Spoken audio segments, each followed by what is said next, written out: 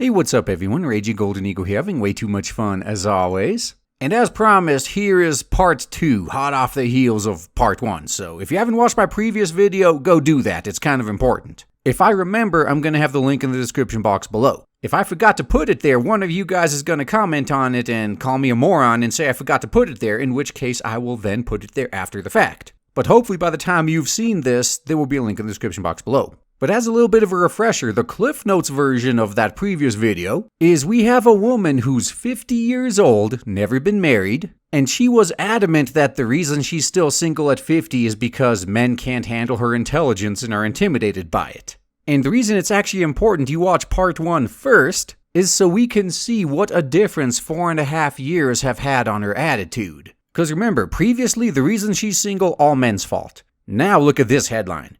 This article from 2 months ago and about 4.5 years after the first one.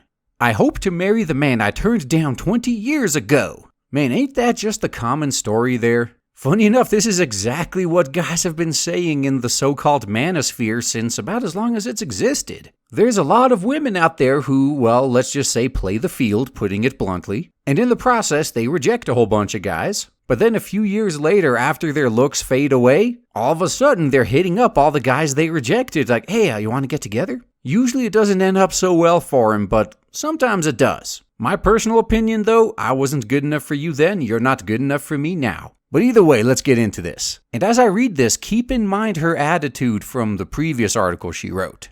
As I sat chatting happily to the man opposite me, I was trying hard to cover up how nervous I felt. Terrified he wouldn't find me attractive, I had spent all day getting ready. My hair was newly highlighted and sexily tousled? Is that how you say that word? Man, what is with you Brits and all those weird words you use? Can't you just speak English? While my favorite Diane von Furstenberg mini showed off my legs. I actually googled who that was. And yes, a high-end fashion designer, I guessed correctly. But right here in the first 2 lines, you can already see a hard break from her attitude 4.5 years ago. Throughout most of the previous article, she was complaining that men are intimidated by her intelligence, that she shouldn't have to, what she put it, hide her intelligence, but as anyone else would say, just kind of calm down and act like a normal person. She even mentioned towards the end of her previous article that she had a friend tell her, you'd be a lot luckier in romance if you shoved your cleavage in a man's face instead of your opinions. And she wasn't too happy about that. Why should she have to resort to being a bimbo after all?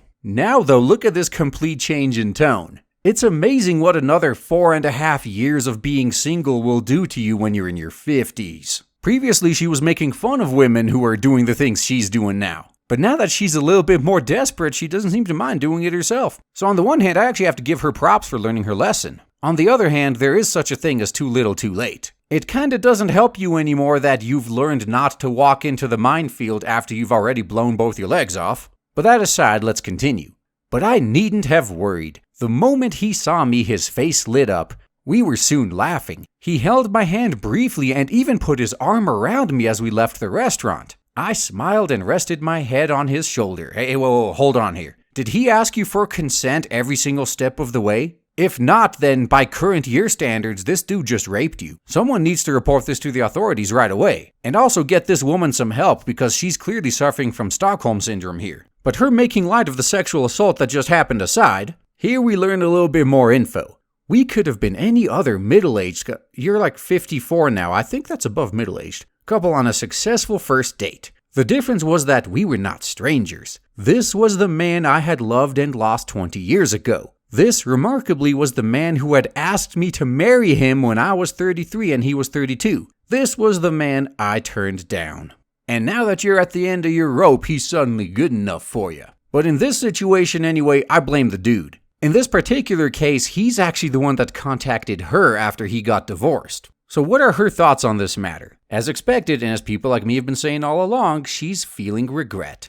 My personal life post-Serge has been a roller coaster of failed romances, unsuitable men, and a near-nervous breakdown after a series of miscarriages. Marrying Serge would certainly have saved me a lot of heartbreak, but then hindsight is a wonderful thing. Not as wonderful as having foresight that's almost as good as hindsight in some situations. I gotta admit, sometimes I feel a little bit like Cassandra here. Blessed with the power of prophecy, but also carrying around a curse that makes it so no one ever believes you. But that's fine for me, I'm a troll at heart. I don't mind creating as many I told you so moments as possible. I enjoy that. Would I have been happier settling down with him all those years ago? Facing old age with a family, had I been lucky enough to have one, and living in a large, rambling house he now owns? Building a lifetime of memories with one man? It sounds idyllic. But even though that is absolutely what I want now, I was very different back then. And once again, the entire manosphere is pointing and laughing and saying, I told you so. We've been pointing out for a while now that old age seems to cure feminism. But I'm sure you guys know that already, no point in beating that dead horse anymore. She then goes on to tell us most of her backstory with this guy. Don't need to get into all of that, though there are a lot of cliches in there. For instance, I did love Serge, but I simply wasn't ready for marriage. And that she felt claustrophobic and he stifled her with his declarations of love. Again, all pretty familiar territory. But then, as I said earlier, he's the one that contacted her and basically asked for a date. They get back together and this happens. We started chatting on the phone. He told me he was divorced with a son.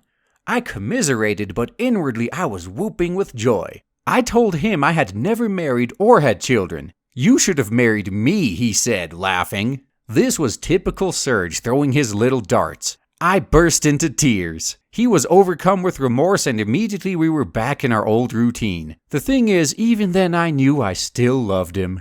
Yeah, I gotta say, I'll admit that was pretty well played right there. But that's as far as we need to go into this, to be honest. They did, in fact, end up getting back together, at least according to the author here. And as for what happens here, well, only time will tell. But given how this woman's previous relationships have gone, and the general attitude she seems to have, honestly, I wouldn't be expecting much. Because while she does seem to have a completely different tone in this article 4.5 years after the previous one she wrote, people don't just change that quickly. She's still the same person. She's just learned to put an act on. And as is the case with anyone putting an act on, if you do it long enough, eventually the cracks will start to show. But either way, I hope you guys have enjoyed this little tale. I read through both of those articles and just figured this right here is the perfect example of what actually does seem to happen with women as they get older. And what makes it extra funny is this is practically the exact opposite of what happens with guys, at least guys that become successful as they get older. When guys are young, they're just desperate for pussy. They'll do anything to get a hit. But then as they get older and the combination of their sex drive settling down a little bit and them making a little bit more money leads to them not so much chasing women anymore, but the women start chasing them. But the exact opposite happens to women. When they're young, all guys, young and old, want them for their bodies mostly. So they don't have to worry about developing a good personality because there's always a line of thirsty dudes just right out the door waiting to get with her. But later on in life, when their looks fade, when personality actually becomes important, it's a little bit too late for some of them to work on developing that. Especially if you hold out until you're in your 50s to start. I could be wrong, but I'm predicting this woman here is not really going to have a happy ending. That's all I gotta say, guys. Thanks for listening.